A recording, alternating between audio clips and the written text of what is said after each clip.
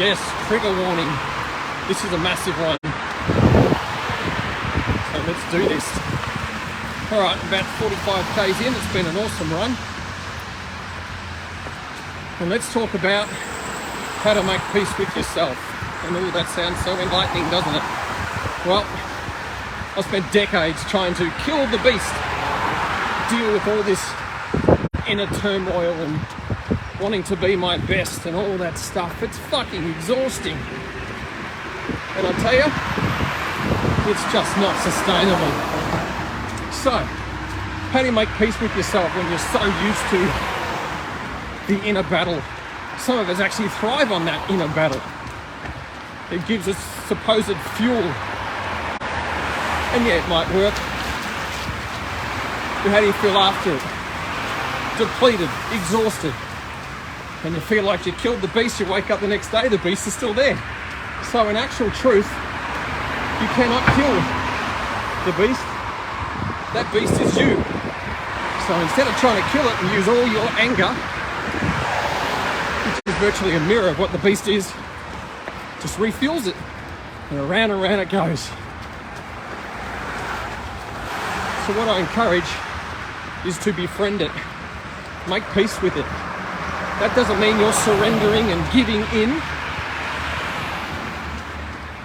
So when you make peace with that beast, it actually gets on your side. You'd be very surprised. You start to learn the stress that the body is under is manageable because the mind is not under that stress anymore. If it feeds its signals, whatever you're feeling in your mind, if it's tension, the body feels it. Right now, my body's just feeling the stress of a long ultra run, but I'm not feeding it any more of all this tension and self-hate that I used to do. It was good fuel for a while, but then I just realized it's fucking exhausting and it's pointless. Think about it.